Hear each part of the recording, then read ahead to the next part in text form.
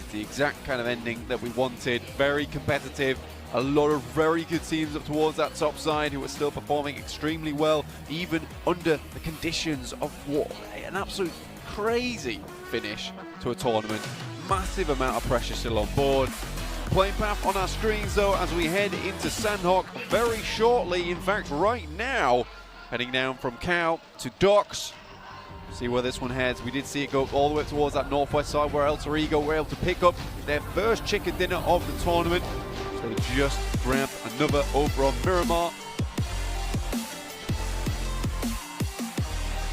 Towards the top, especially after this game, Blank, I imagine that we're going to start to see teams dropping out of the race for that top spot for the champion title to lift the trophy at the end of the day. Match 15, it is so close to the end of what these teams have worked all year for. What a way to cap it off it would be, well, for anyone really, to lift that trophy. Phenomenal news. Nova, if they want to defend their title, they have to stand up now. Seven put it best. Honestly, this has to be the time for it, right? Because 3 more matches. You have to be absolutely blinded. You have to hit it outside of the park every single time. You want to be that guy that has to make that poor dude run all the way into the car park to pick the ball back up again just so that you can hit it for 6 once more. And if Nova's going to do that, it has to be some extremely potent games coming forwards. Already Circle heads up in their direction down towards Painan. Maybe a chance for it. I think the scariest thing for Nova is they've left it so late at this point in time that you're doing it on Sandhawk, a pretty unreliable map. When it comes to hitting those points, is a map where you just want to be consistent. 10 points average is absolutely fine. But for Nova, 10 points is not enough. They're going to have to go for the chicken dinner. Second place with a lot of eliminations. First place with a lot of eliminations. Third place might just cut it. But again, you don't want to have to go into Erangel and Miramar and have to continue to pump up those points. But Nova right now, this is certainly a chance to pick up a huge amount of eliminations from Painan, which does fall in the path of a lot of rotations of these teams coming down towards the southwest side of the map. Nova might be able to pick up a whole host of points for themselves if they play their cards right here. Controlling their crossing could be crucial for their chance at the title. But for Angry Men, a little bit closer to that title right now. Sat on 126, 14 points behind S2G and the top spot. And they'll be looking to try and close that gap here. Unfortunately going down in a not great performance over on Miramar for 4 Angry Men. And S2G obviously doing as well as they did. It is going to be difficult. Yeah, 140 points. I think a lot of the attention was on that Alter Ego win. Now it sits them in 10th. With a very good capability to get in towards top 6 if they really push it to the limit now. But for S2G, can't take from the fact that they were able to get that second place, right? Well, third place over on Miramar from a very nice compound. Good amount of eliminations as well, which sits them now at 140. Inco behind at 137, 4 AM. Really did not get a lot of points on that last match. Getting crunched away on that western edge. Godlike Stalwart playing in boot camp, Central. Yet to make their full decision on rotation to move down to that southwestern island potentially. Most likely we will be finishing over there, so at least getting to the compounds to their southwest on the confluence of the rivers, on that trifecta compound, Blank, could be a good decision for Godlike Stalwart. Because remember, they're on 110. They're an outside shot, but they are still very much a horse in the race. Yeah, I think that is something that we need to consider. They do keep having these pretty good performances throughout our matches today and yesterday, in fact. With Top at the start of the day being the highest damage dealer by quite a fair bit as well. He has really been putting in the work for the team. Inco versus DRS. Scary engagement for the Inco here. I do think that DRS brings a lot more firepower to punch here. Inco with the compound does provide them with a little bit of safety though going forward. DRS still looking to push in on this one though. I feel like disgusting shots, though. on the defense, Inco have had lots of practice. So if they are given a compound like this to hold, this is them at their best. And DRS, again, same as what you said, on their best performance. Exactly. This is their kind of best scenario. It's a very, very good point, John, in the sense that Inco is playing their best sort of gameplay, and DRS is the one who is very good with the battering ram, pushing in from the edge side. Nades come through. DRS is playing this marvelously, backing off. Texas two-step here, not allowing Inco to get anything done, and Nenebete falls from Delta. That was the position on the outside as well for Inco. An off angle from Nenebete is dealt with, handled, and two players from DRS are going to start to move on this hillside. Look at how far away Giante and Delta are, but they do not lack the confidence here. DRS are going to play off against one another, sees Nenebete get behind the rock. And the information should be gathered on over. No nades for Rules to be able to lob that behind. No Molotovs either. And teammate just suppressing those angles. Vitali in the compound for Inco. And actually, Nenebete has been rezzed now. The QBU, an ankle spotted for Rules. Does get a little tickle of damage. And up in the hunting tower, Killer doesn't quite find a knock either. These small amounts of healing could start to come through. Vitali wants to leverage position. This is a crucial fight, and with Inco on 3 players already, they might be letting this second place on the table slip just a little bit. Delta with a nade. Could go straight through that window there. Lobs it in. Vitali's fine. Good sprays, though. Vitali takes a lot of damage. We'll go for the pre-spray on the window. Delta runs back. That could be bad news. Vitali does not peek out quick enough, and Delta finds himself in a very strong spot. In the meantime, Squash goes very low, goes down now. Vitali, last member remaining. Inco, 137 in second place, crumbling at this point in time. This is massive for DRS. A nade out through the window, and Vitali now last standing. A massive powerhouse for Inco during the games we've seen so far, the first 14 matches, but in match number 15, he has to go 1 versus 4 against DRS, who started the game 4 points behind them. With this final point, they will find the equalizer. They are neck and neck now, second place for both teams. DRS must be extremely happy with that one. Both in the same type of position too. And for Inco, this is a similar rotation, so you want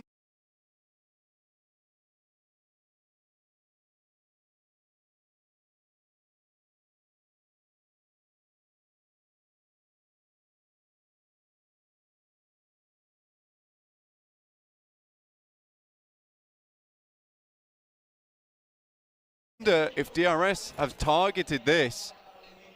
Taking them down here and early does not allow them to go for their classic approach in towards the circle. Alpha 7 though versus S2G, currently low on members. Alpha 7 getting pushed down the pecking order somewhat in that last game.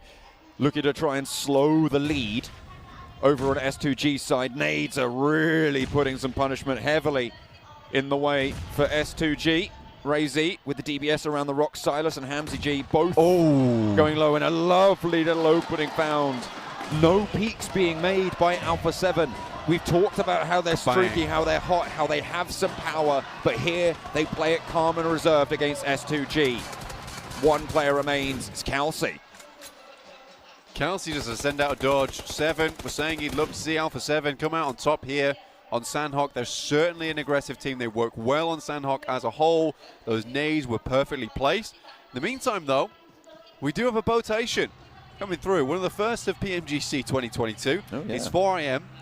Coming all the way from docks. And you wonder where they're going to sit in place. Maybe drop up towards where Wolves are playing. In Tambang. Be a potential position to rock up towards. Or towards that western side of Bantai. Also a pretty good position to play from. Maybe going for more of an edge play here for 4 AM. But again, I think this is another very important game for 4 AM because at 126 points, behind Alpha 7 now in 5th place, really will take something special for them to get towards the top.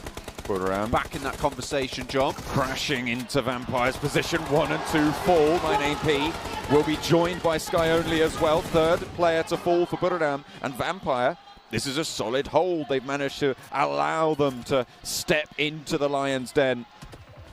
and they will keep on going. Bottom of the tables for Vampire, but even they have so much power to play with, Blank. It is so difficult to make headway in this lobby, and finally they're able to pick up the points against Buradam. 4 eliminations, and they crossed that 60-point threshold. Finally. It's taken a while. Again, though, as we said before, no one's really on that 10-point average at the moment, so it's really still quite malleable in terms of gaining those points, getting higher within the tables itself. T2K coming in from the southeast side. 4AM opting to go even further outside of the zone on their botation. Could even drop up towards IHC and Alter Ego, just the south side of Camp Alpha, though I do think we might see this engagement coming through between IHC and Alter Ego. Already those Yol down. This is a great opportunity for Alter Ego. Renorex moves around the side. DBS with a bit of damage, but not enough. Alex goes for the full lap of the compound and takes a little bit too much damage there from Pombit. Has to back off though. Nade in hand could prove to be really very troublesome for IHC if he able to land it right around the edge.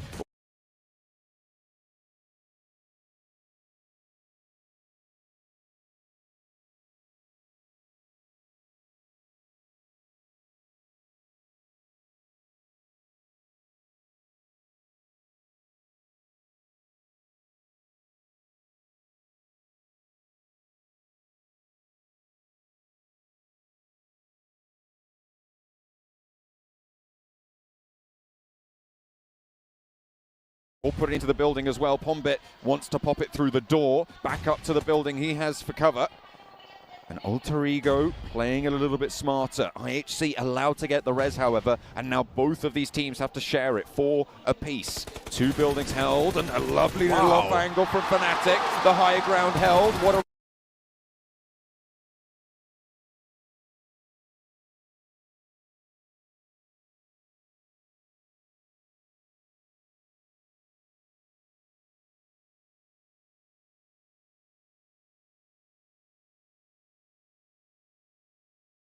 rotation from him, gets the flush over onto Demo, needs to be worried from the side, and Ziol does not manage to slip it on through. Nade over the top might be able to do the job though, and if Fnatic goes down here, they might turn it topsy-turvy. A lovely reposition away. He runs from that.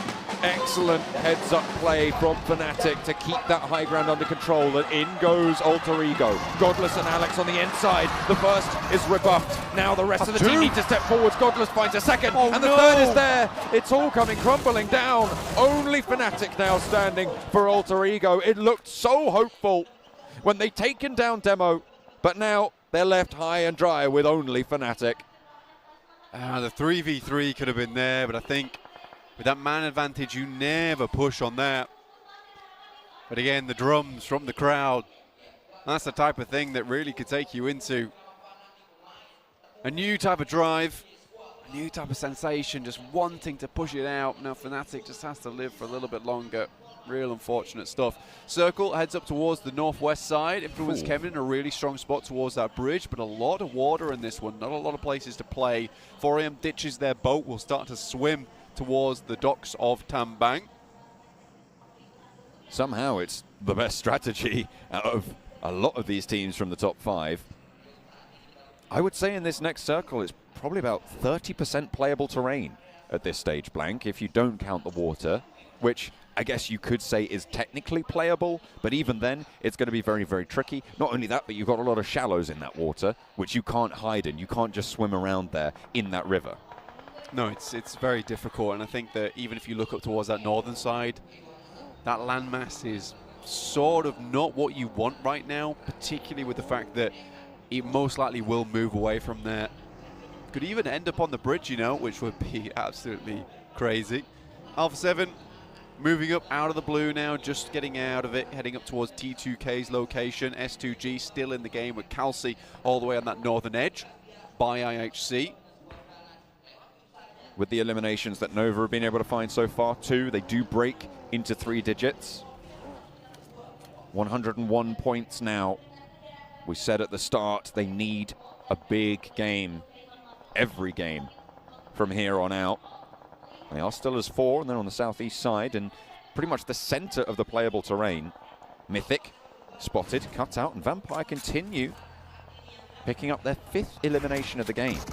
Oh, Carrillo wants to push them back though, and Schwepp finds a second as well. Carrillo looks for a third! Ooh, he gets it as well. Oh my goodness me, but not going to be good enough, unfortunately. A third party comes on in, and that is beautiful news for Vampire to keep themselves alive, but my, what a go of it from Alpha 7. Shift comes in, it's all the way down south, and 4 Angry Men, with a rotation, playing out in the water, somehow, Blank, have one of the best positions in this next circle. Yeah, extremely strong. I think the real question for me is, can they get up onto the coastal side? Currently still in the water.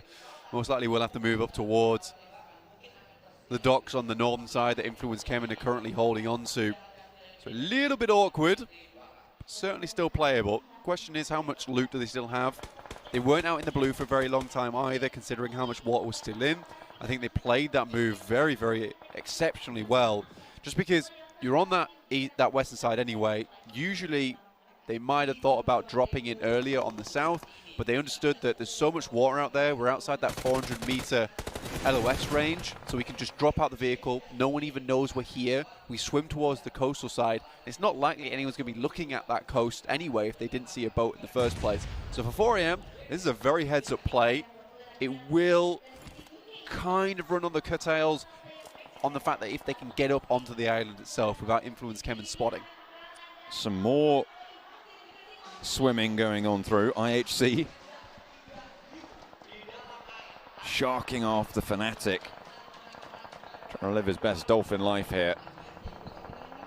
Going to struggle with it. 3 players in pursuit for the squad. Nova playing on the eastern side of the circle, just to the southwest of Ruins, will be guarding out DRS. A very important fight for not only Nova's progression, but DRS's to try and climb up those tables towards S2G, who are still going, by the way, with Kelsey on the northern shore, but I'm sure that's going to be very difficult to make any more headway. WWX making a dangerous move right now. Swinging over the top side of this rock. Fnatic doesn't take too much damage, but IHC, unfortunately, spotted much quicker. DRS just to move in towards Nova's position, but gets sent back fairly quickly here. Good Xiao. The rest of 4 AM. Frozen though. It's a heavy hit there, but DRS is just slowly but surely bleeding out as the bullets find the target too many times. Just Delta remaining under the purview of Nova, who seem to have turned it up a notch. 5 eliminations now on the game. That nade is going to cross with the one from Frozen. And Delta takes a little bit of damage.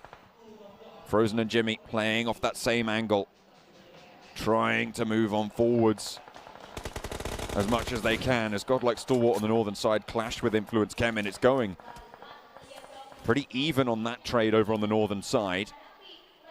If DRS go down here, it is going to be so close, with Kelsey almost certainly going down fairly soon. I think he's still healing right now in the blue zone. We saw that strategy go a little bit down the pan with the changes to the circles that we saw, but you can still get to maybe a top 8 if you're lucky. Top 8 certainly still available. Stalwart moves up though. Influence Kemen taking punishment here from them. Pika moves in, finds another little boy. I think last remaining now for the team. Wolves in the meantime keeping Geek Fam off their doorstep. Pushing them back. Pick Feet, the only casualty so far for Wolves, but in come Nova to try and play spoiler. There they go for S2G as well. So the top of the tables is down and out. Delta most likely not long for this game either. And the nades from Nova start to pour in through the windows. One more launched on in for Order. 3 eliminations for Order, 3 for Paraboy right now. And they're going to try and add that one as well. Pick Feet still down for the Wolves. Chinese team pushing onto Chinese team, but Memory shuts down Frozen's close position. A second knock over towards the back from Remember finds Order. Jimmy wants the res on the player towards the back. Paraboy still active. Order super low, and there's the knock. Paraboy now in a 1 versus 3 on the hold. Needs to push in, but Delta's still there. DRS are still going, and they might be the spoiler that they were looking for. Frozen knocked on the front, and Jimmy resable here, sure, but the nades can come from The Wolves and Paraboy, he's not looking his back, he's not checking his 6. And Delta might move on through and play complete spoiler. Delta falls to GeekFam, who play a third party, and Nova are going to stay alive for it. Dewey might stay up here, 33 Zan. Also on that western side, has been watching as Fnatic and IHC have rolled in, giving the information back. WWX looks over towards that spot, and Zyol might just try and play spoiler, but the information's already been gathered, it's already been thrown through, and already 4 AM are starting to swing, sift, flow down towards this south side. And Fnatic's still going for Alter Ego. Let's take a minute to talk about Vampire, though. They have reached 10 eliminations. They hold a massive high ground compound in this next circle, Blank. We've seen them take a fight. They held out Buriram really, really nicely, and they've been leveraging their position ever since. Absolutely. It's going to be difficult to remove Vampire from this spot. They knew they needed the big game. Scry tries to run across, but it's over open ground. It was only a matter of time before some of those shots hit, and this is the PMGC. This is where the players don't miss. This is where you give them an easy shot and you go to your knees. Speaking of, Paraboy and Jimmy lighten it up against Godlike Stalwart on the hillside. The Wolves still in their compound, holding out Nova with the blue zone pushing in. They do need to go for this fight. It was slowed down earlier and taken out of the mix. And teams are really not willing to give any ground. 4 angry men want to go on the chase. They had 14 points to make up, but Svan goes down to top. 2 players active for Godlike Stalwart. Fnatic still in the water underneath, but Zyol's close by. Looking to roll that one up. Paraboy knocks Nova, find the last as well, and Wolves alive with 3. 7th place, 6 eliminations. It's not terrible, but Blank, they needed more than that. They did need more than that. 4 AM as well. I thought that push from Svan was a bit weird. Massive grenade there. The only saving grace is a nade takes down top. WWX has to hit this first aid kit soon, but he's out into the open now. I think 4 AM's going to struggle. Already down to just 1 player in WWX, and he has to hit one of these shots. 5th place for Alter Ego. Ravenclaw nearly gets away with it, but WWX Meerkat's back. Underneath, peeks down. Wolves are now looking to roll on in and play from the bottom of the hill that everybody else has struggled with so much, but underneath them, it's action and maybe a little bit of an unknown X factor here. I don't think they know. They're certainly not aware. Steps up, pick feet. Oh, he's whiffed the spray completely. Action now. 3 players bearing down right upon him. He's somehow away. Gets to some sort of semblance of safety, but he's finally sought out and sanctioned for his trouble. Wolves versus Vampire, and Vampire up on high. But it's a 4v4, an unlikely setting here on Sandhawk that we see this type of engagement. Both sides own some cover. There's a row between both of them. But Vampire want to end up in the top 8 today. Like Sir Tanny was saying earlier, the coach from the team, this will have to be the clean 1v4. 4v4. They started the game on none 157. That is true. So they are going to need to... Most teams are on the hundreds and somethings. Exactly. So hopefully with this game, 14 eliminations, they're looking to put more up as well. They might even challenge the 18 elimination game we've seen already today, Blank. Coming on through, but Pick Feet has other ideas. Memory has fallen in the meantime, so 2 players active for the Wolves. 15 eliminations on the card for Vampire with 3 more left to gain. 1 more now stands between them and the chicken dinner. It is Vampire from the bottom of the tables. The looks of relief on their faces as they pick up an 18 elimination chicken dinner. 33 points on the game. That'll see them up to 90 points now, Blank. One of the most inconsistent teams I've seen in a long time, and one of the most interesting teams in their inconsistency, because they can either be very low on that streak or be up towards the 20 points a game mark. You don't see that very often in a team who fluctuates in performance like this so often. PMWI was a great example of when they were up on their numbers, right? And again, this is the type of game that we saw so often from them, and it looked almost effortless over the time when they went up against Alpha 7. But other than that, it was effortless for them. It looked like they made all the right moves at all the right times. They were taking some incredible shots, which were pinpoint accurate, by the way. And that end game, which is the case of Wolves came up, they were expecting they were going to go for a very rough fight, but it was just a ridiculous amount of grenades going over the top, all perfectly placed. Bish bash bosh, the fight's done. Well, they wanted to be in the top 8, Blank, and they might have been able to do that here with a big chicken dinner. 18 eliminations and a chicken dinner. Whoa. Chicken dinner for Vampire Esports. Not sure what a chicken dinner is, but I do believe we've had a chicken dinner in our hands anyways. Vampire! They are coming out of the gate swinging today, apparently, at least in Sandhawk. And that is something I think none of us... Actually, did one of you pick...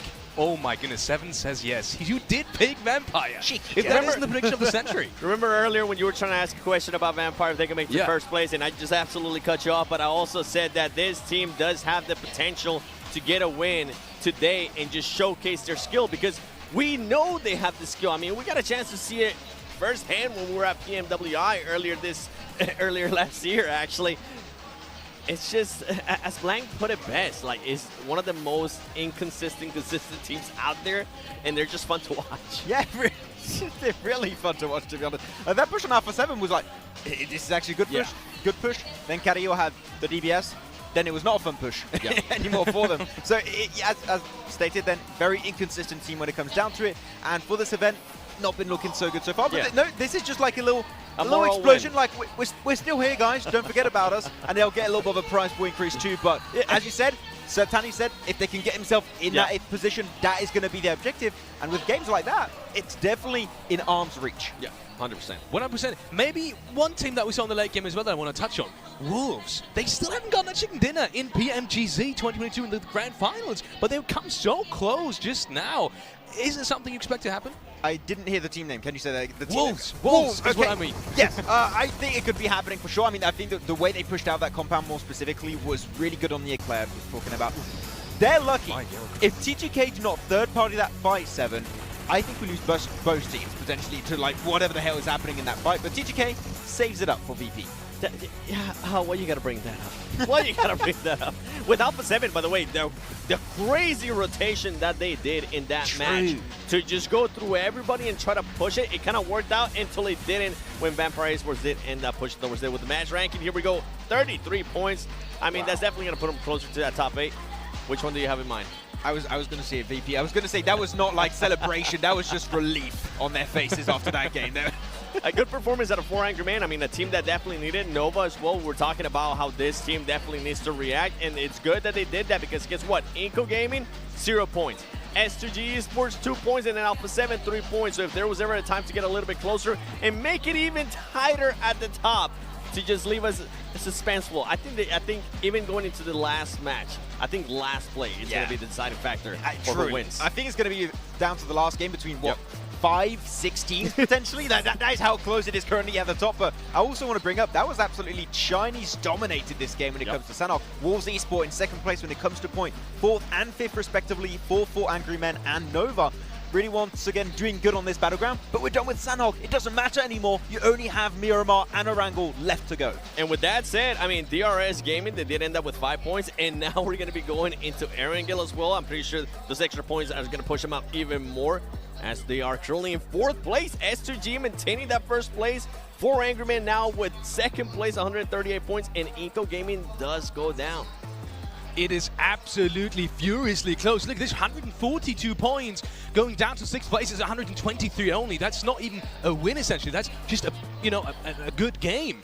And looking over at the second part of the ranking, we will see just that as well. Still plenty of teams that have got the choice to maybe come out swinging, just like we just saw in that last game from some of the teams on the second half. Maybe not Vampire again. I mean, we were all kind of counting them not into the favorites anymore, at least the possibilities. Maybe someone else from that second side. I think up to 7th place, up to where Nova is, any of those teams can take 1st place. Yeah, but even that, you're looking at teams on the second page, if they get themselves a pop-off game, they're in the race. Like, you're asking for predictions. How the hell are we supposed to predict 7? We're supposed to do analysis. How do you analyze this situation? I have no goddamn clue right now. All right, let me give you a little bit of context of why I didn't pick anybody here from the second page, at least towards the top, right? It's because T2K, yeah, they did have a 16 elimination game. Yeah, I think it was the 2nd place finish. I just don't see any of those teams having 2 pop-off performances. But it could happen. But I don't see it. You're telling me there's a chance. But I don't see it. Fair enough. You know, I do respect that point, because if your team is inconsistent, not able to close off games, you're not looking confident. But the fact that the hope is still alive, and we saw insane comebacks in every esports, even more specifically in PUBG Mobile esports. So the hope is still alive. The teams can still make it happen. Let's look at some of the drop spot locations. I quickly want to touch on I and F because I really thought they had a great chance of the great game in the last Sandhawk match that we just saw as well. But they have been so inconsistent the last 8-9 matches almost. We're going to have one of the Brazilian teams, unfortunately, be behind, and in this case, it is going to be Influence Kemin. And I still think this is a team that, during the league stage, just showed absolute greatness. But the grand finals, I mean, they're just completely outclassed by your Incos, by your Alpha 7s. It's unfortunate, but a team that still has potential and could still make it up there. Yeah. They need a win, though. I think it would have been reasonable for me to sit here and with my bias towards Brazil, think that there was going to be 3 teams at the top continuing in the next 3 days, right? That's why I was waving the Brazil flag at the start of day 2, because I knew While there you was, still could. Yeah, exactly. While I still could, because I knew one of those teams was going to end up dropping off, and it definitely happened that way. Talking about dropping off, Fireflux is in last place right now. And whenever I watch them in the early game especially, I always feel like the rotations, sure, they're maybe a little bit late, but I feel like they do have opportunities. They're just not capitalizing on towards them. I think you just described it super well there, right there, Alex. They have such good opportunities to get in good positions, to do their rotations. They're just unfortunately a little bit too slow. They hold on to their splits too long, and they lose players like one player or two just too quickly, and that really just hinders their chances of a potential chicken dinner almost instantly. So at Fireflux, I had high hopes for them, but right now my hopes are just crumbling down to pieces. I'm disappointed this event for them. Disappointed in Fireflux, Maxman is. Let's look at some of the teams to watch. And Maxman, starting off with you, Nova, 4AM, and Stalwart. Can't explain. Stalwart's been having a little bit of a redemption, right? Their second, third place of yesterday, they gave themselves some good points. Third place here. Like, that is not that big chicken dinner that I still want to see from a godlike Stalwart game, but it's enough to still remain in the race, to slowly but surely climb back up. They're in 6th position right now, I do believe. That is close enough to still become the world champions right now. That is how close it is for them in this event. Oh, man. I have DRS. Because... just, well. Yeah, sorry, Max. I'm just thinking about DRS. They were able to show me some stuff in Myanmar. We still have 1 Myanmar left. And then we're going into Erangel. We have seen what they're able to do in Erangel. We do have 2 games left. This team set themselves up perfectly for this chance to go for that push to first place. We've seen S2G have some great performances, but they are just not able to be consistent, right? They're not able to be consistent to the likes that DRS has been able to be consistent and maintain themselves there towards the top. God like Stalwart, I 100% agree with what you were saying there. And I mean, with Nova, I was saying it earlier, if there was ever a chance for them to try to go back for that three-peat, it's going to be now. We did see some flashes here and there. We saw what Paraboy was able to do. And we saw Order wake up a little bit. He has had not the best tournament. We saw him get at least 3 eliminations in the last match at Sandhawk. This could be a chance. I think it's fair to say if we see Order wake up and play at the level at which Paraboy's been playing, especially Frozen, like a big surprise. Didn't really know what to expect from Frozen. He's really stepped up in these past 2 days. If we see Order on the level we saw him last year, where he took the MVP award for that season, I'm telling you, they're going to be unstoppable. But we need to see Order up there for these 3 matches. Yeah. I also really want to, now that I quickly want to touch on that topic in terms of who we want to see in that first page as well, Alter Ego. I was surprised you picked them, I think, almost all of the times today, but not now. And I really feel like if they do want to make it in, if they want to keep that momentum, they need to perform now. They need to make this Erangel game count. I think the reason why we keep having them as their team to watch is just on your screen right now. All the fans. Well, you got the Geek fans also. Every once in a while you'll have like some Geek fan like cries in the background, but I think it's a little bit drowned by the Alter Ego war cry. Do we have every every game pretty much at this point? They have made us biased. That's what it comes down to. It's your fault, audience. To be fair though, hey, the audience has been absolutely amazing. Even when it's not their team, even when the team goes down, they're still clapping for them. They're still supporting them. Even when some other fights are happening too, like they just maintaining that hype, and I absolutely love the crowd. I felt starved for the past 2 years now of not having. That was a weird way to put it, but you know what I mean. I know what you mean. Not having a live audience for the past 2 years. I think the last time was actually Malaysia, if I'm not mistaken, an era where you actually were at 7. It was great to have a live audience, but we're back here once again, and some of the teams have been able to just pull some true strength from the audience, been here able to support them. And Vampire, no. Seems some smiles on their faces. I was going to say, if this audience is like this, I can't wait to see what Turkey is going to be like in December. Okay? That's going to be absolute madness as well. I really hope, I really hope we're going to see just as strong of a performance in terms of Turkish teams as we're seeing now in terms of STG. I quickly want to touch on them because they're still very much in the race. And they've just had a, maybe in terms of rough game. Yeah, rough game. Let's just say they've just had a rough game. But going to the next ones, I mean, Sanok is always a little bit unpredictable. What are your hopes for now? It's weird because we talk about SGG as being like this consistent team, right? Especially in day 2. Day 1, it was a little bit rough, topsy-turvy. But now they're back to that topsy-turvy situation where they had themselves that good Miramar match. Sure, we're not able to actually convert it in a win. But it was like, so far it's down, up, down once again. So I want to see just some more consistent point coming in for them.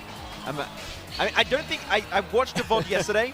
I don't think you guys can actually hear the audience because our headphones are so good. Yes. The noise cancellation is top tier, but I can tell you, we can hear it through the headphones, and it's a true ambience here. We feel the floor vibrate. That's how amazing it is in I here. want to throw my headset in there just for you guys to actually listen to it. You know, get right there into the audience. But talking about SG, yes, I mean, it's so weird to see, you know, SG performing that well, with Fireflux being at the very bottom, because I wouldn't have expected that going into the grand finals. The skill discrepancy and also the experience isn't that much. There isn't that much difference between these two teams. Yeah, I mean, there's some disappointments for some of the team, right? But that's unfortunately how it goes when you have the top best teams in the world participating in one single event like this. I mean, you're going to have some teams at the bottom. It's the nature of esports. It's how things are going to be going down for some of these teams. And no, unfortunately, for the side of Fireflux, that's how things are going right now. Meta late game. I mean, that's it. Hashtag Nova Meta late game. Day 3 is the late game, technically.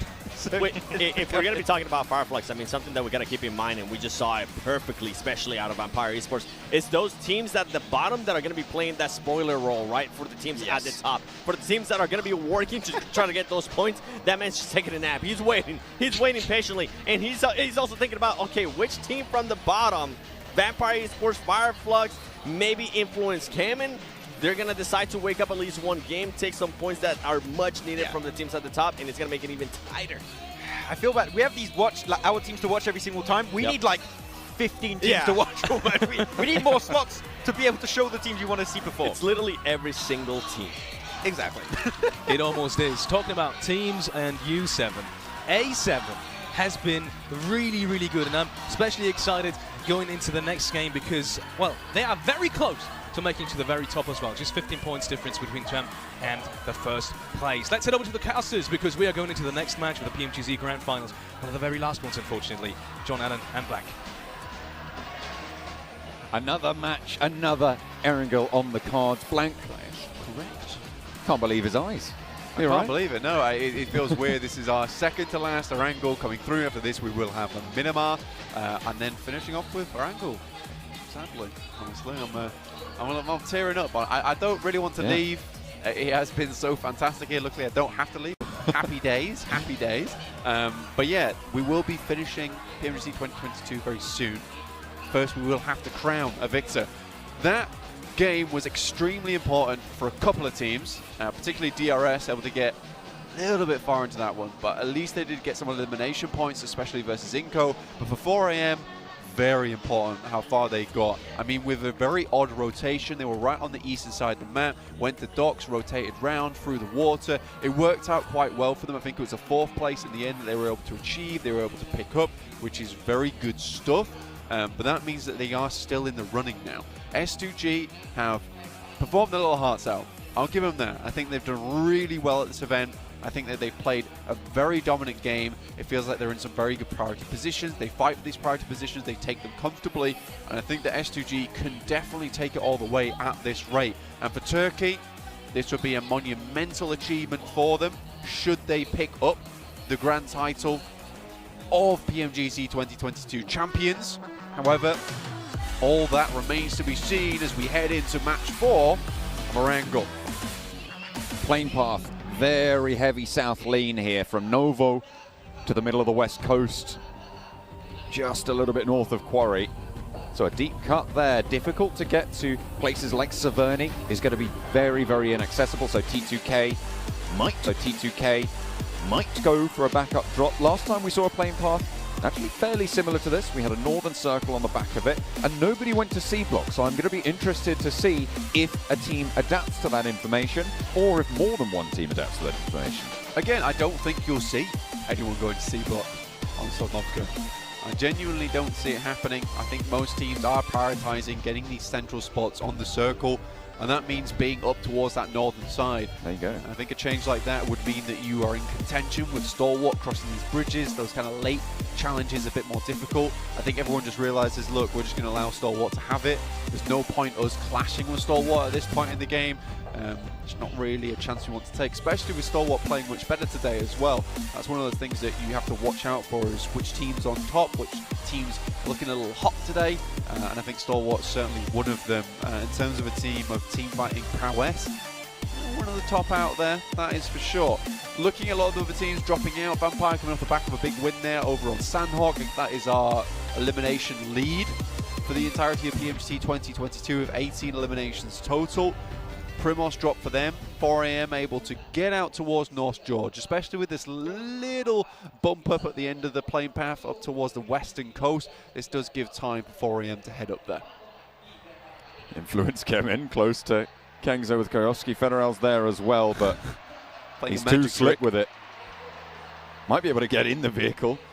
It's just wasting time until there can be some backup from the rest of the squad. You can see there is a micro Uzi on a bike. Wow, Koyoski actually in a little bit of danger. Might be going the wrong way if he heads towards Sky Only. There's more bullets to worry about, I'm sure. Keeping them separated and actually regrouped up, so does not get pushed into danger, into the line of fire. Unlike Vitali and Inco lose a player early. Really, really good news for all those teams around. They might lose a second as well, as Nene Bete jumps into the vehicle and hightails it out of there. Once again, this issue is coming through for Inco without... They're still in the air. We're still in the air as well. Without a set and fair playing path, Inco really struggles right off the bat. Because they don't have that set drop spot, like I was saying before, when everyone has a fair place to land, you aren't seeing people dropping in random locations. But when this happens, Inco doesn't have those little areas that are free that they can start to trash loot in, then move to the center quite quickly. They have to drop in areas where other teams are. I don't think they are the best at early game team fights whatsoever. So for Inco, this is really bad news, having these two Southern Playing Paths matches in a row. Right now, 137 points in third place, tied up with DRS. In fact, after losing one player, it might even be Inco slipping even further down the leaderboard at the moment. You cannot let these opportunities pass. But Inco's record is undeniable here. Over an 80% top 5 rating. I mean, 400 men over 70 is incredible. But to be that consistent from Inco is something else indeed. IHC, though, clashing with T2K. Shotguns and pistols at dawn of the game leave both teams a little bit hampered and harried. IHC, though, managed to keep everybody alive, and that is a big bonus against Rig and Jane, who did go down for T2K. 4M also close by in this area, John. They do have weapons. They do have things to play around with. A UMP, a micro Uzi too.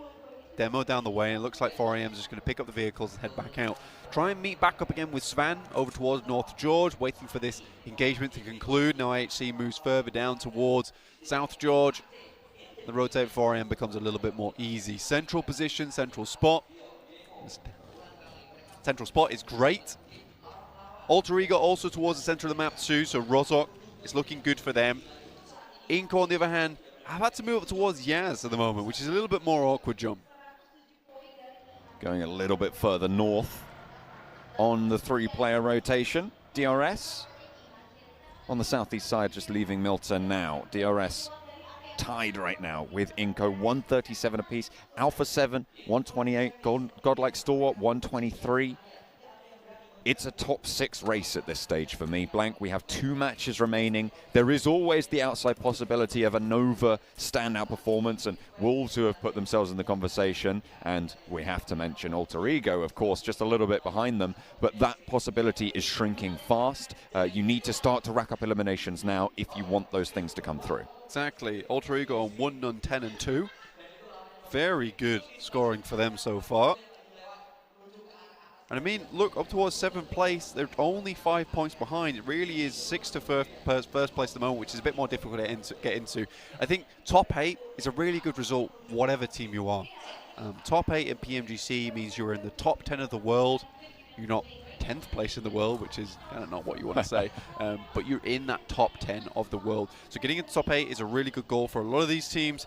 Vampire, unfortunately, after that last game, even though they want to be in that top 8, that huge chicken dinner has only dragged them out of 16th place by 3 points.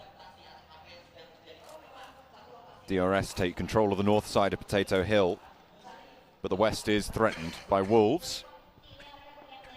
They'll need to light the torches and ward them off on the west edge, but they're just staying grouped up for now, not taking too many risks. It's slap bang in the center of the circle, and there is room for 2 teams on the top of Potato Hill, but if they're going to turn their attention their way, certainly if they're going to pop shots like that, maybe that will spook DRS into going for an engagement over the top. Inco takes themselves out of the picture. They're going to head up all the way towards that northern side of the map. I don't think we're going to see too much out of this team and towards that end game. I think that's going to be the killer for them, because they are not playing like they are a champion team, right?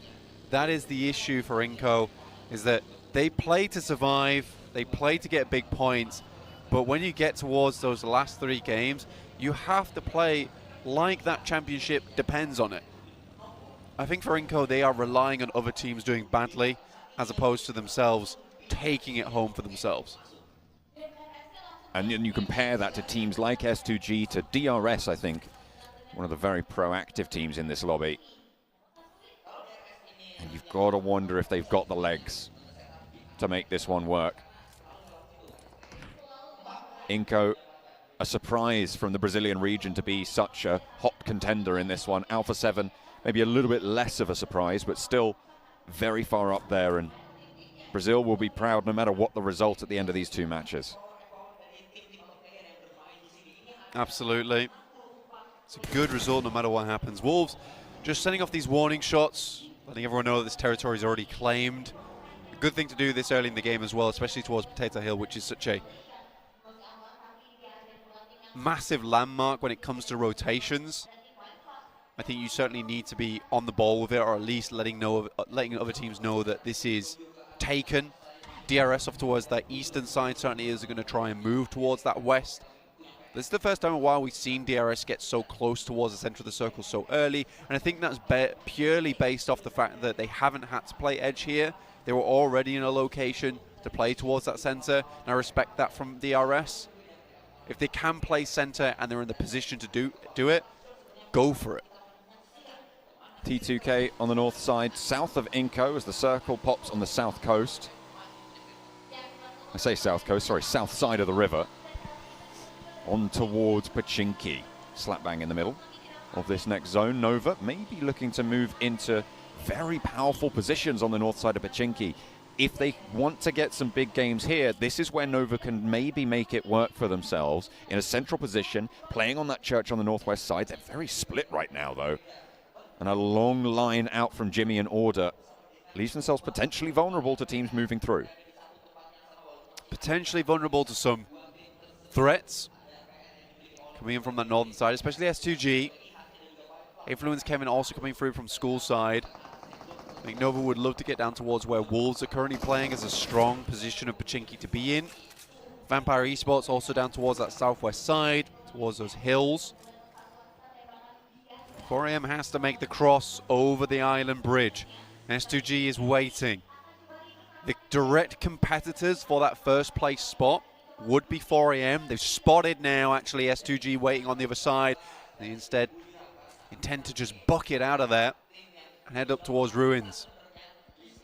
Will cross and potentially come into conflict with IHC. S2G are taking shots from across the way. I think that's Influence Kevin actually coming on through into the engagement, but Kelsey is humbling them somewhat. S2G don't even take a knock in response. That is powerful stuff coming through. A tonic for the nerves for S2G to keep them nice and safe. 4AM, take a couple of shots coming from IHC. It's from Everest side. Slightly worried about that.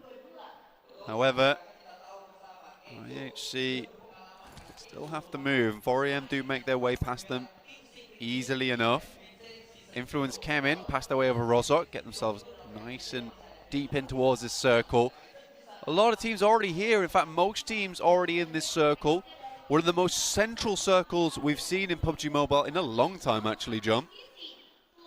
it hasn't been super common to see the circles finish in Pachinki, so yeah, could potentially be a nice little change back to something that we've seen a lot from before. yeah. Seen, I think, about 3-4 Northern Circles on the trot. Yeah, we've seen a lot of Northern Circles so far. And for Inco, who intended to kind of take themselves out of the picture with T2K, once again, run down by AHC. I mean, talk about taking out the picture. That's T2K getting absolutely painted over there. Just Legend now on the northern shore to cross in for T2K. Out in the blue zone as well, so severely diminished, and T2K's run might be finished now. With this game in hand, they might have had a chance. They were on 101 point, I think, at the start of the game.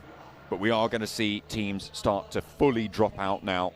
Anyone below 100 points at this stage will not be making it to the champion spot. Yeah, it's going to be a real tough road ahead if you want to make it towards that champion spot, and if you're behind by this much. I think 7th place downwards is still difficult. That requires you to have a chicken dinner on top of a chicken dinner, and then a very good game to finish out with. It's unlikely. 33 Svan though. Ooh, that is real bad news. That's S2G. And an absolute winner of a decision for them. However, Inco, Hamzy G, right over the side. A nade as well. Could spell doom for Inco. Well placed, and they're done for. Cooks it, but it's a little bit long. Nenebete low has backup from Razy, who moves up that ridge line. Nicely found, and look, Nova are going to light them up from the back as well. Jimmy has a good angle into the vehicles. They try and flow around the edge, and Nenebete knows they need to get out of there. But Becca, and he will fall. Squash left last standing for Inco, and they have it all come crumbling down around their ears. S2G picking up those points is almost a worst-case scenario for them. Absolutely. For Inco, this is all just falling apart at the seams. And we said that you need to play like your life's on the line now. And for Inco, I think they've taken that a little bit too far, because they are playing like this is the only life they're ever going to have. It's too safe. It's too cautious. Alter Ego, though, being anything but cautious, and why not? You got to rip it towards the end. With 2 more matches to play, they want to put some numbers on the board. We've seen that they are capable of chicken dinners. They've already managed to accrue 2 over the 16 matches, or well, the 15 that we finished, and the 16th match now on the cards. 3 eliminations this game, tying it up with IHC and S2G, both of whom also have 3. 4 AM, now just 3 players. Fireflux in 16th place down towards their south side. Squash finds himself a little bit of safety. And Alpha 7 fairly central. Nova split around them. Again, for Alpha 7, things aren't over yet. Still a good chance with 3 more matches to go now. Nothing is out of the picture for at least the top 5. The headshot hills on the northern side making up a massive swathe of the circle, and S2G control it. Going to be very difficult for anyone to move into it as well. With 4 AM on that west side, you can't really swing through without taking a fight. And those 3 players that remain for them will be a strong barrier to move. However, the circle gives them some semblance of safety for the rest of the lobby, and moves down towards Pachinki yet again. Nova on a 2-2 split, looking to regroup now. Look at that, Order and Jimmy sailing across. It's a really good regroup. Great timing for it. Squash also happy about this one from Inco. Will just be about in. 4 AM may try and hold out against S2G, understanding they'll have to pass it along some quite open ground to get towards this circle. They could swing all the way towards that eastern side, but that's very clumped up. It's a difficult ending. It's Pachinki, a lot of fielded area, a lot of awkward buildings to play. Influence Kevin finding that out firsthand. All these windows. And all this trouble, spelling doom for Influence Kevin. 1 player now remaining. Federal does manage to get the first knock. And a flush potentially coming through as well. Looking for a res, slows down any aggression, pick feet. 4 Wolves will be able to get the first aid off. Nade cooking now, underarm, switches back to over. And a nade into the side room would be the end of plenty of player on Influence Kemin, but instead just gets the double flush, and there's the last as well, as it does get picked away. A third party from GeekFam. A real shocking performance from Influence Kemin. Not in the sense of it being bad, but in the sense of it's so surprising for me to see them in 13th place. I thought that this would be the Brazilian team that we see taking us all the way towards that top 3 position. Unfortunately, they've just not found their footing here in the PMGC 2022 Grand Finals. Unfortunate ending for them as well. I think at 96 points, 1 elimination, only 2 matches to go. All but over now to try and get towards that top 5 at least. Maybe some redemption in the top 8 potential. 4 Angry Men with some rooftops to play around and S2G to slow. So important for them to do so, as much damage as they can. Preferably take them out entirely. Fnatic takes a little bit too much damage and takes the knee for it. Rules crashes into the side of the entrance there, and there's a knock going their way, and he swivels around and somehow plays it around the edge of the smoke and completely destroys Alter Ego. 15th place. Kind of hope that Alter Ego had left a grenade behind there. Thought he was cooking one. 4AM though, taking massive damage from Squash alone, of all people. A good nade over the top, but now 4AM down to just 2 players at the hands of Squash, helping out S2G in a way. And they're going to rock up on this one, taking no chances. This is the perfect opportunity for them to take out the majority of their competition. This is absolutely huge. A double roll-up coming through from the S2G. We've seen them do this before, and it has gone pear-shaped several times. But they're on the chase now. The last player from 4 Angry Men is taken down, and their closest rival eliminated. DRS now, a big threat for them. 1 player of theirs has fallen already. 3 players active for DRS, 4 on Alpha 7, 4 on Godlike Stalwart further behind.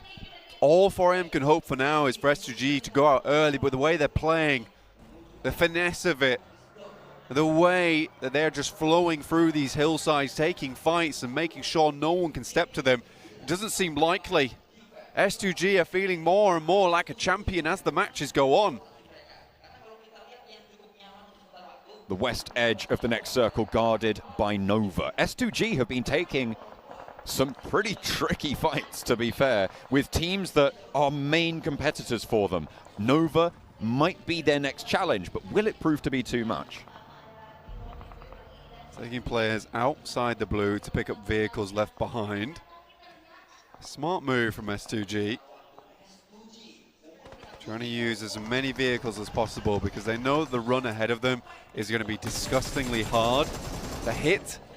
So having as many vehicles to ensure as many lives are saved, because I think that they know there are going to be casualties going into the circle. It would be amazing if 100% of the squad made it through, but is it likely? Not really, no. Nova moved away from the hilltop that they were occupying for a long time. The church position overlooking Pachinki is currently available, and S2G might be the ones to try and take control of it. Vampire a little bit too far south and not wanting to step too far in.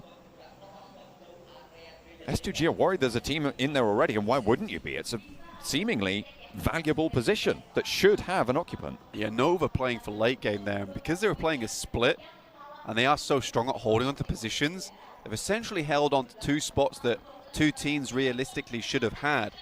So you're right, for S2G, this is almost certainly position that has been taken up in church. So they all just lie down underneath it, expecting to be shot at any second. Fireflux, send in. Vampire trying to slow them down from the south side, and Buriram will be the doorstop for them. That's low, but back to the building. Solus has his teammate swept away from him. Ketch falls as well to shots across the way. Vampire are still chiming into it.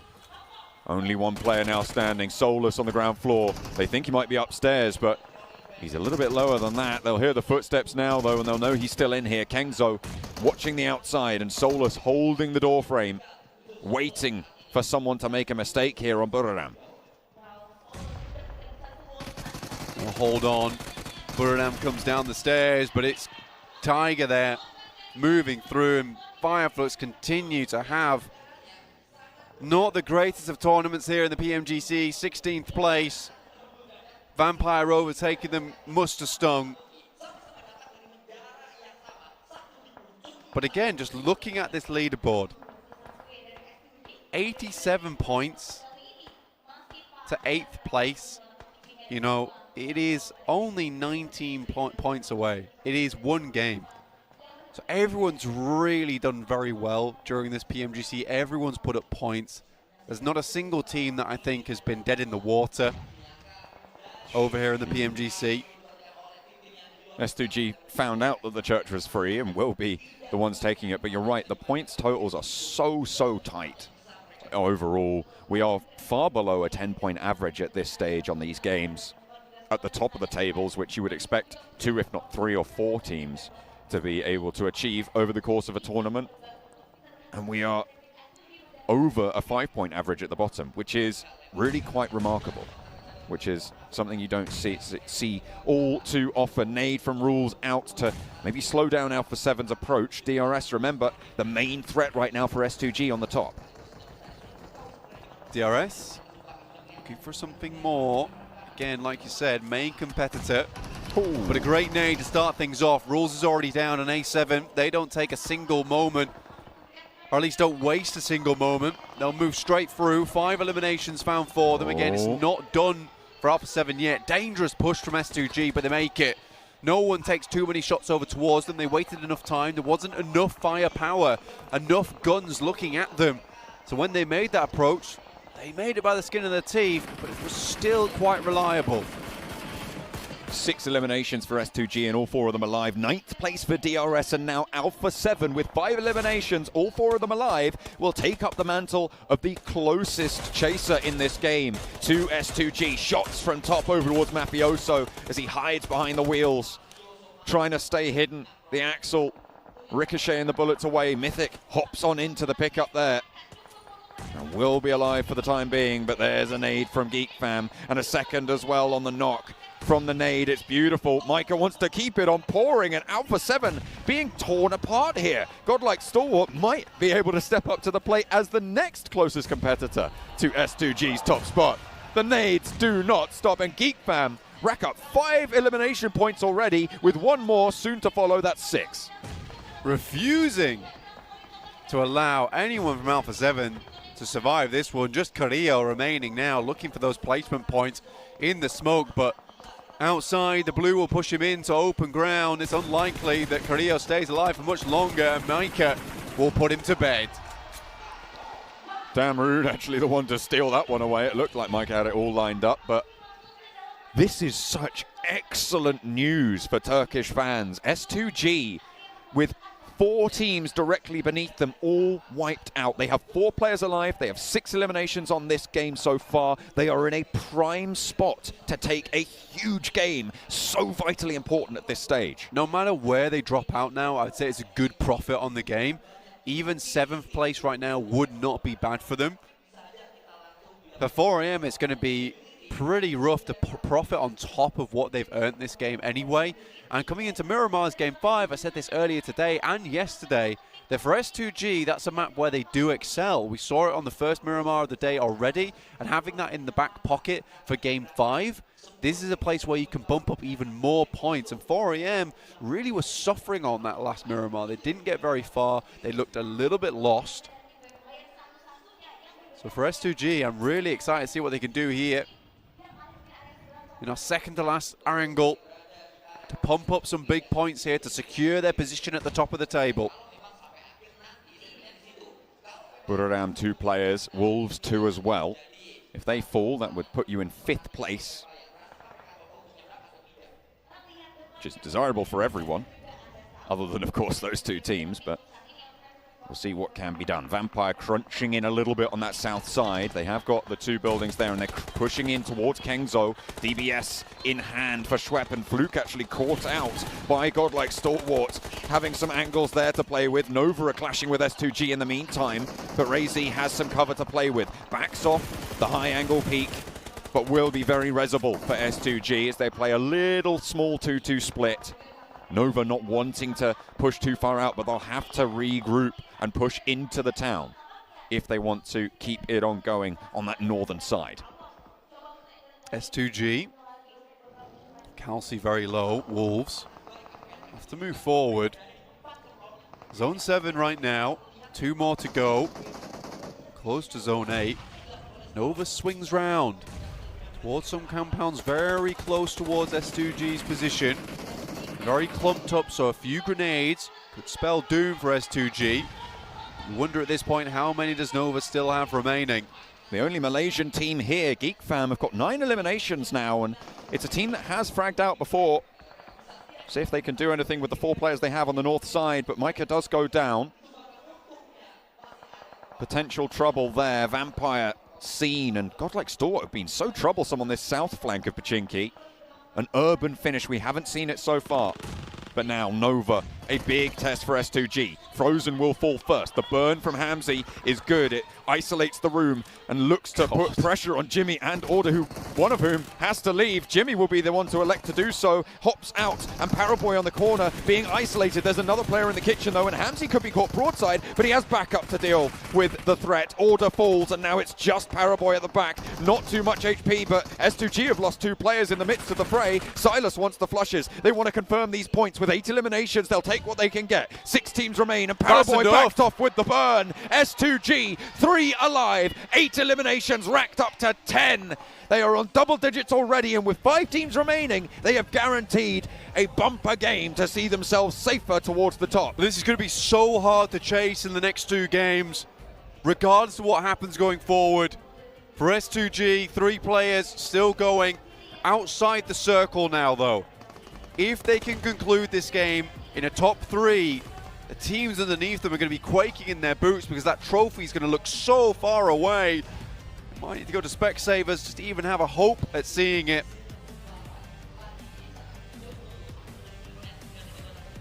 Godlike Stalwart still have been looking to control so much of the ground here, but My Name P spooks him a little, unfortunately.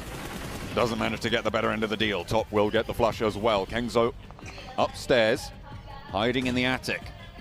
A monster in his own right. King Kengzo, we called him during the group stages for Buradam.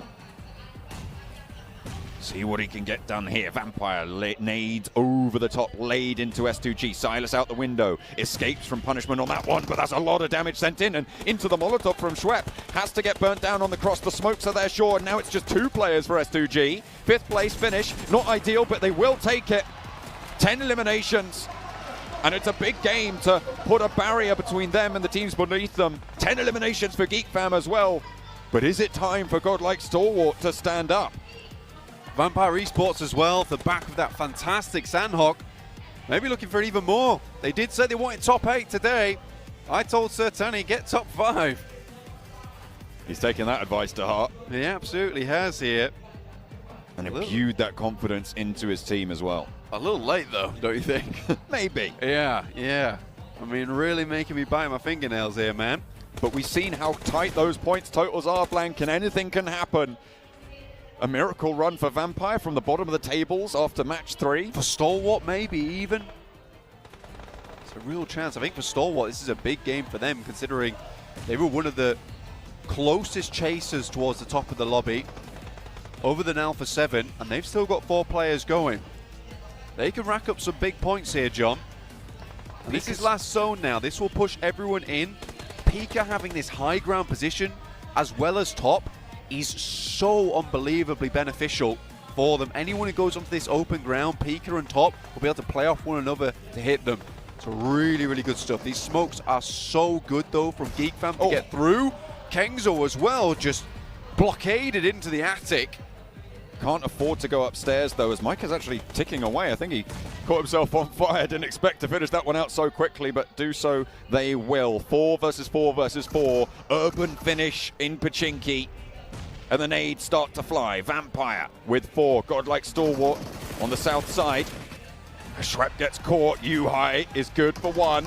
A high elimination game for Geek Fam so far. Nades on in from Vampire towards the Godlike Stalwart line. Schwepp repositioned towards to go for the res from Fluke, and Nade not really going to punish it here, but Micah's already taken a lot of damage. Ravenclaw, high ground, on the second floor of the building, snipes around the corner, sneaks Stalwart, back though. on in. Godlike Stalwart can start to move through in the back, because Geek Fam have been punished from the burn, front, no! and action is going to start to tick away. Snipes the early one to fall on Geek Fam. Micah has the nade, but floods out the front and right into the sightlines of Vampire. Godlike Stalwart getting cut down, and it's chaos. Another potentially on the cards now as Vampire move in. All four of them are alive and kicking, and it is a second game on the cards. They just need the last, and it is Vampire Esports. They have hit their stride. Is it too late? I don't know if it's too late, man. There's potential here for Vampire Esports. I mean, 2 chicken dinners back to back. If they continue on this rhythm, we say their performance fluctuates. Once it's high, it is so high, and it feels like we've hit midnight right now around Pennsylvania, because they are going strong. I am worried for all these other teams because there is a beast in the night, and it is hungry. Flashing red. The eyes of the Vampire turn their gaze onto the lobby and strike fear into the hearts of many, I'm sure. PMWI champions, remember, this is a team that has power.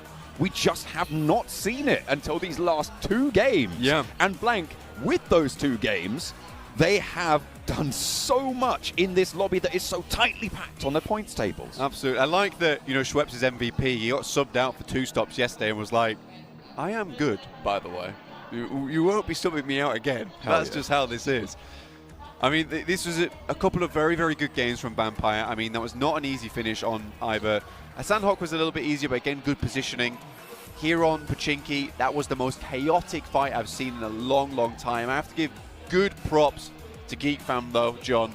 They did a wonderful job during that game, and it was very hard. I felt like they were going to go down 10 seconds earlier. It was a marvel to see them live for that long in the first place. They moved up to 90 points at the end of last game from Vampire. This time around, they're going to have put a massive dent in the leads ahead of them. It would be funny if they were like 16th place to first place. This is crazy. Not in one day. Blank in 3 games. 3 games. They've done it in 2 so far. They would need a 3rd massive performance to try and cheer themselves up towards the top. And what a way it would be to be able to find our PMGC champions. But we're going to head back over to the analyst desk. Just what is happening right now in the PMGC Grand Finals? We have Vampire coming in from very last place and making and working and pulling it off somehow with a back-to-back chicken dinner, and they will find themselves in a very good spot after that game. Is that the secret? Is that the secret behind pulling it back? Schweppes being alive? Finally, not dying in the early game. I hope being alive is pretty important. I guess so. Maybe that is the difference maker. But really, I mean, we counted them out at the start of the day. We're like, I from what we saw definitely from Vamp, you and me both, and we were like, no, it's not going to be happening for them. Back to back chicken dinner, not just a small chicken dinner, like their big elimination chicken dinner, and that is looking so good for them. And as they said, John and Blank during the cast, could they be doing the impossible and going from 16th to first place in the last day? It's hard, but it could happen. If they do it, I'll be more than happy. All right? But I don't think it's going to happen. All right? I just don't think it's going to happen. Let's take a quick look at some of the highlights from that last game, because there are plenty. That was one hell of a game. Obviously, Pachinki being the main protagonist of match number 4 for today. And at that breach alone, I was cheering for Wolves because they finally pulled off to defend that breach. And unfortunately, there wasn't much afterwards. I don't know, you call Pachinki the main protagonist, I'm going to call it antagonist right there. It was not fun for the teams to deal with, but Geek Fam, they were in the hot seat for a major portion of this Game 7, and really what they were trying to do is clear all of the teams coming in from the eastern fields. The moment you do that, you can start fighting teams around you, but unfortunately, as you fight the teams on east, teams in Pachinki itself will become the major threat later on down the line. Yeah, definitely a big game for Geek Fam, and I am just happy to see Godlike Stalwart there towards the top and towards the end too. Oh, yes. I mean, this team has been completely different, night and day difference from what we saw in day 1 to what we started seeing at the end of day 2. I think if they continue on this trend, you are going to have to just wear that jersey. That was really interesting, talking about Gold Like Sour especially. But let's take a quick look at match rankings. 25 points for Geek Fam, even though Vampire took home the chicken dinner with 23 points. Now we have Gold Like Sour in 4th place. Really interesting, that comeback, because until round 11, they did not have a single top 3 placement. Can you believe that? What I'm actually interested on is S2G. I feel like they took massive advantage of the situation there. Yeah. With Inco Gaming, with all the teams that were kind of hunting them down to get that first place. I mean, the Turkish casters were going absolutely crazy. They were making me go crazy. 16-point game that is going to be able to create a gap, and it's going to be making it harder. And this is why I was saying that I don't expect Vampire Esports to pull the impossible because of how S2G is currently performing. Incredible, especially since S2G took out both of their direct oppositions, which was 4AM and obviously in 2nd place. Nova also later on. Oh, Yep. yeah, definitely. Let's take a quick look at some head-to-head statistics. And who do we have here? Silas. Silas! Ooh, who else than Silas? Come on, we saw Razy, we saw Cassie doing well. We're finally seeing Silas up there. It's been since a few games that we've been missing out on Silas. But the thing is, the fight they took versus 4AM, the fight they took versus Nova, it just felt so damn easy. Absolutely like a knife through butter, I would even have to say, Seven. And really, the strength of this team, night and day compared to their first day of play. And now, a team that is not only in 1st place, but slowly and surely building a little bit of a lead for themselves. I feel like their aggressiveness has definitely improved, and we can say the exact same for Godlike Sour. I mean, we got a chance to see top right there as well. These teams are going to just make me not have any nails at the end of the day. Absolutely incredible. Maybe talking about Nova for a second, because you were really worried for them after this game. I still am. I said it during that game. Was that the match that puts Nova out of order? Not a pun intended, by the way. Wow, okay. That's a smart one.